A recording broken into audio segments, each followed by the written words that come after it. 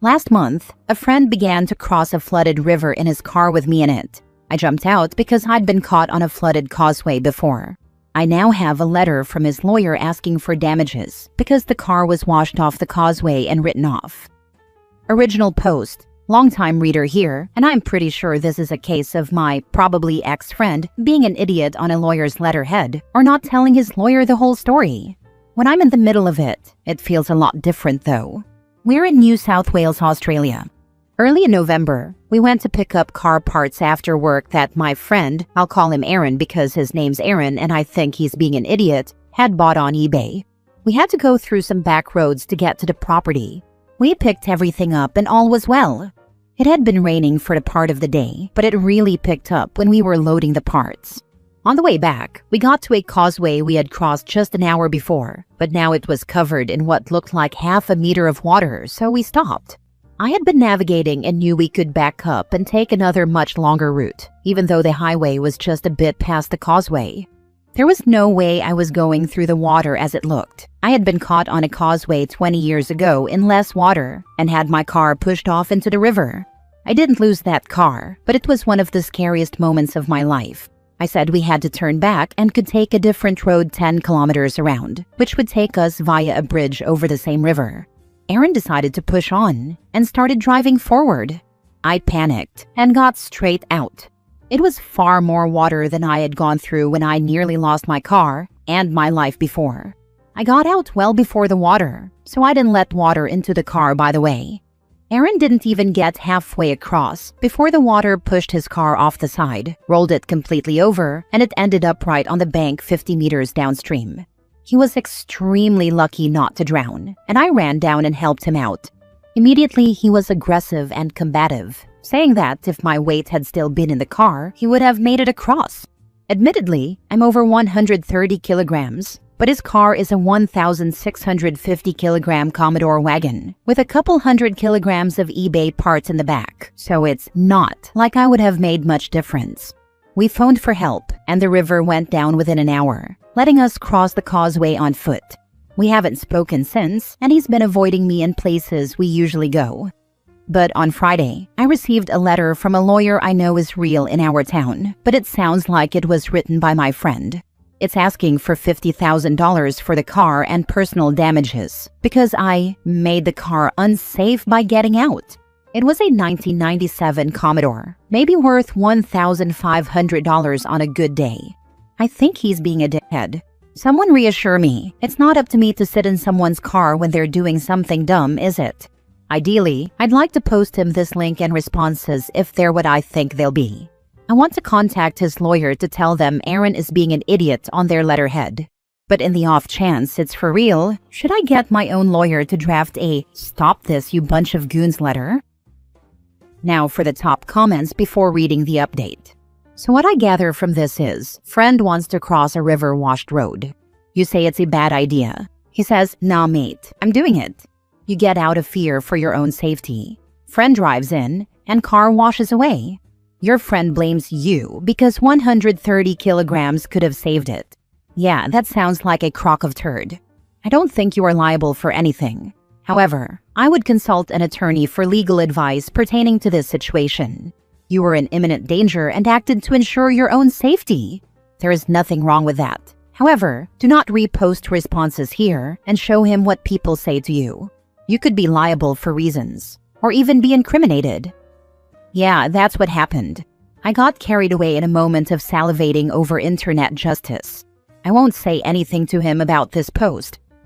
I used to practice law in New South Wales. I am no longer authorized to practice there, and this cannot be relied upon as legal advice. But here is general advice to inform your next steps.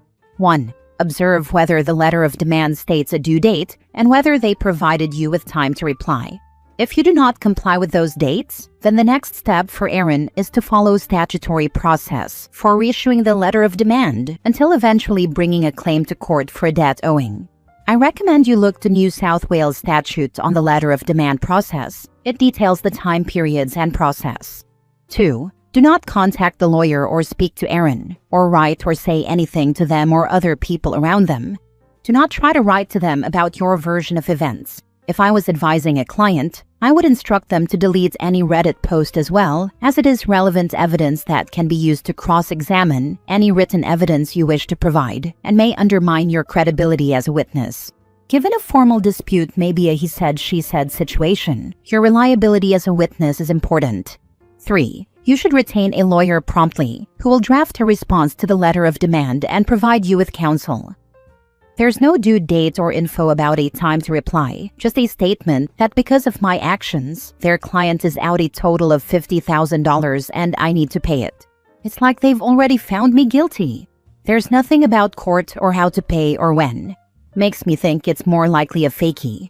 I won't contact Aaron about it or ask him to read this thread. If I want to save myself money and just send a copy to the lawyers involved asking, can I get you to validate that this was sent from you? Is that likely to be a risk? Or should even that go through a lawyer I pick? I recognize that might be going beyond what you're allowed to advise. I'll probably hit up a lawyer of my own this week. Now for the update 2 weeks later. I went to a lawyer my parents had used a few years ago and they recommended. She took one look at the letter from my friend Aaron's lawyers and said she had concerns about it and she'd respond.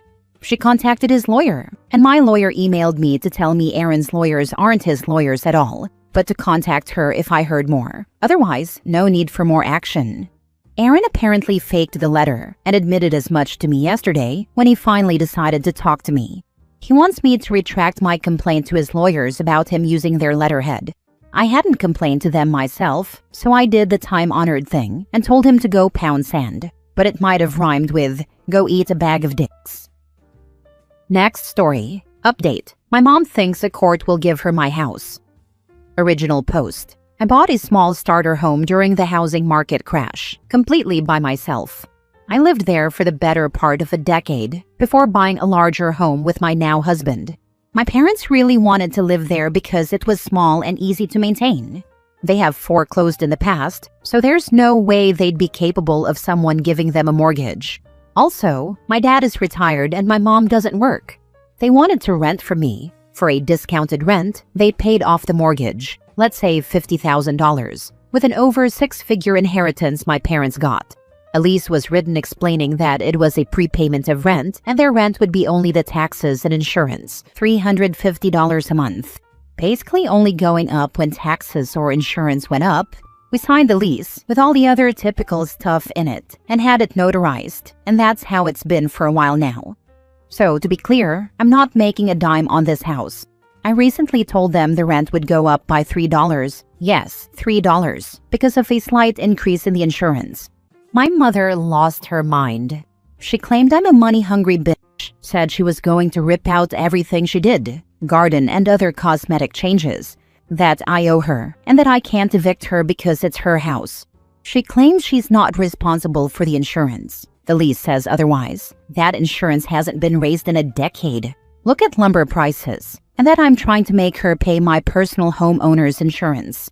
She said a court will show me that and give her my house. We have a notarized lease. They are listed as tenants. I am the only one on the deed. My father demanded the bills, 0 balls this man has, to see if I'm ripping them off. P.S. This house is a commutable distance from Manhattan, so a studio apartment around here is like $1,500. This is a house with a large yard for their dog. I could easily get $2,000 for this house even before they moved in.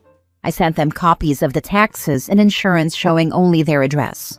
I'm charging them discounted taxes. You get a discount for paying in full 90 days early. I told them to add it up and divide by 12. And I told my mother to talk to a lawyer so they can slap some sense into them. I guess my father agreed with me because now she's divorcing my father. Now for the top comments before reading the update. Kick them out then. Send them the eviction notice and let her try that nonsense in court. I told my father I would, and my mom is dead set on a judge giving her the house. And on top of that, calling me money hungry, saying they'll all see it. My husband said to print out rental listings in the area, slam them on the table, and tell them to decide $353 or $2,000. Choice is yours. I also tried to explain the clauses I can use to get her out. She thinks I can never make her leave. I don't know what Kool-Aid she drank. I would seriously have her checked for dementia for this. Or it could be a number of things: UTI, brain tumor, change in hormone levels. Mom needs to get checked out to see if this is something major. All of this over $3? Not you, of course. A line needs to be drawn, and if you don't draw it, then they will cross it at every chance. Also, are you serious about the divorce? It's just mind-blowing to me. Who knows? She called and told me she was divorcing him, wanted all her money back, and to never speak to her again. Of course, she has threatened divorce before. I don't know where she would live because she can't afford anywhere, and it sure as heck isn't with me. They claim you're money hungry, yet they are trying to steal your house? Interesting. You have a signed and clear lease agreement. I don't think there's anything that will force you to give them your home. I would definitely be talking with a lawyer though. Password protect things just in case. Make sure your parents can't call up any company and make changes without giving a password. Might also want to head over to the Just Know Family subreddit. There are people there who have dealt with similar issues with their families. Where we live, certain utilities can only be under the homeowner's name because it goes based on the deed. I've talked to a lawyer, and they told me there's no way she could get the house. She's just a tenant, and I don't have to pay her back the rent she's given me because she got to live there all this time. Edit. First, I want to thank everyone. I was mainly just venting because I was very upset after the exchange and have been dealing with some health issues, which my parents know about, so it's just a range of emotions right now. I keep getting a lot of the same questions. They have lived there for 4 years now. My mom has always been entitled and an alcoholic. Weekends and summers were spent with family. My aunt admitted when I was an adult that it was to keep us from being around the alcohol. I mainly did this for my father, so he could get a chance to retire after having heart surgery when he had worked a physically demanding job for 36 years. They asked to rent the house and pay it off as a prepayment of mortgage, so the only big monthly bill they had was their health insurance. I had a few others interested in renting my house. I did not ask my parents for this arrangement. They did not co-sign on the mortgage or help with the down payment. Their name is not on my house or deed. There have been rent increases in the past due to the taxes and insurance going up, and there was never an issue before. My husband's dad unfortunately passed away without getting to enjoy his retirement, a big reason why my husband told my dad he needs to retire and enjoy life a little, and his inheritance helped pay the down payment on our new house. My mom has a history of putting things on me, and I guess $3 is my line in the sand. I started paying $200 a week after I graduated high school until I moved out at 20. I worked about 65 hours a week on top of school to do this. And yes, shockingly, they foreclosed when I moved out. I stupidly put her on my phone plan and basically paid her phone bill for 2 years until the contract ended because she only paid me for 3 months out of those 2 years. She promised money for my wedding and never delivered. They didn't pay for college, and they stopped paying for clothes and school expenses when I was 16 because I had a job. I know this is all a red flag parade, but I trusted my dad more than her, I guess, and thought I was doing a good thing. I also want to keep this house because I love it and want to move back one day. It's just too small for us as a young family, or allow my child to live there when they go to college, so they can have fun without parents hanging around or racking up dorm costs. Also, she threatens divorce all the time. I doubt she'll actually go through with it. Now for the update. I finally have an update for you guys, so I'll aboard the Disappointment Express. To back up, after the divorce comment, they are not, in fact, getting a divorce. They went and celebrated their anniversary at a casino. I did not speak to them for a week. This past weekend, I tried to speak to my father and get an apology, hoping he would be in a better frame of mind. He wasn't. He doubled down with the BS, saying they didn't realize all the stuff I put in the lease, that my house was uninhabitable when they moved in. It wasn't. That they never would have put work into the house if they were just renters, etc. I asked them to specify, and they brought up the garage screen door, the shed roof. My husband replaced 2/3 of it with my dad's help. My dad did the other third. And, by God, the hose. The hose leaked. None of that affects the livability of the house, but in the words of my lawyer, "And you agreed to live there in its original condition, buddy. That's on you, just like not reading the lease." My dad went on to list all the things they were supposedly doing for me without acknowledging a damn thing I was doing for them. At that point, I said some not-so-nice things, including the alcohol-induced dementia everyone mentioned. They wanted to know if they were still going to be able to take my son to the fair. Not a fat chance in hell. I told him I didn't want either of them around me or my family until they stopped being delusional, and to either pay the increase or GTFO. I then cried when I got off the phone, and my husband was upset with all of this. Cut to today. My mother called me asking what needed to be done to resolve this because not being able to see my son was upsetting to them. I told them they needed to apologize for what they called me and that they were out of line. Well, you guys, they were scammed. My parents were scammed. That's what this was all about. In my area, homeowners get daily calls, texts, and letters from people wanting to buy their houses. It's not new in this market. I have even told them these letters are trash. Well, my parents were getting calls from people saying they were going to be renting the house. These callers acted like they were representing me. Someone even showed up to their house and was being very pushy about trying to see my mom inside the house.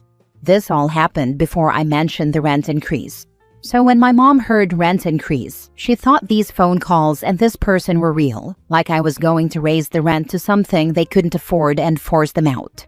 This was before I told them it was $3. But even after that, they still thought I was throwing them out. I asked them why they didn't just ask me, and they said they were scared and had no place to go.